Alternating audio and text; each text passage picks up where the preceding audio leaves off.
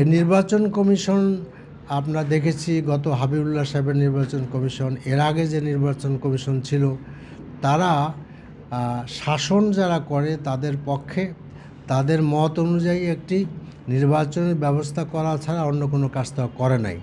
তাহলে দেশের মানুষ তো এই ধরনের নির্বাচন চায় না। দেশের মানুষ চায় যে নির্বাচন ব্যবস্থার মধ্যে একটা সংশোধনী আসতে হবে।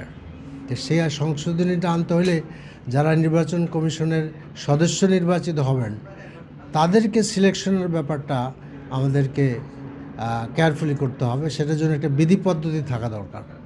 এবং আমরা যেটা আরেকটা মনে করি যে বর্তমানে যে নির্বাচন পদ্ধতি আছে, যে ওয়েস্টমিনিস্টার ফর্মে আছে, এই ওয়েস্টমিনিস্টার ফর্মের নির্বাচন পদ্ধতির একটা বড় ত্রুটি হলো অল্প সংখ্যক ভোটারের লোকেরা দেশ শাসন করে। 30% ভোট পেয়ে যদি আপনার বেশি মানে পায়, আপনার এই বেশি সিট পায়, তাহলে তারা সরকার গঠন করবে। কিন্তু তারা তো আসলে 70% লোকের মতামতের বাইরে গেল। দ্যাট শুড বি আপনার সিস্টেম যার মাধ্যমে আমরা এই পদ্ধতি থেকে বেরিয়ে আসতে পারি। এই জন্য আমরা প্রপোর্শনাল রিপ্রেজেন্টেশনের কথা বলেছি। প্রপোর্শনাল রিপ্রেজেন্টেশন কোনো না, যেটাকে বলা হয় এটা নতুন কোনো কিছু আমরা নিয়ে আসি নাই।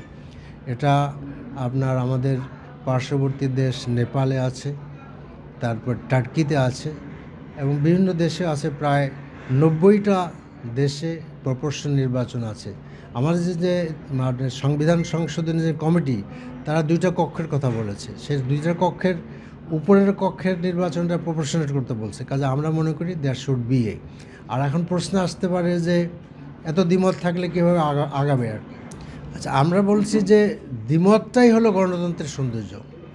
কাজে আসুন আমরা সবাই মিলে একটা ঐক্যমত করি এবং আমরা দেশের মানুষের জন্য একটা ভালো কিছু দেই দেশের মানুষকে, যাতে করে দেশের মানুষ বলতে পারে যে এই বিপ্লবোত্তর সময়ে দেশের তরুণরা এবং সাধারণ মানুষেরা যে তাদের জীবন দিয়েছে, আত্মত্যাগ করেছে, তার মূল্যায়ন রাজনৈতিক দলগুলো করেছে। কাজে আমাদেরকে দায়িত্বহীন হইলে চলবে না। আমাদের সব সময় সেই রক্তের কথা মনে রাখতে হবে। শিশুও রক্ত দিয়েছে, কাজে আমরা সেই সব কথাই মনে করাই দিতে চাই এবং সেটাই করতে যাচ্ছি আমরা।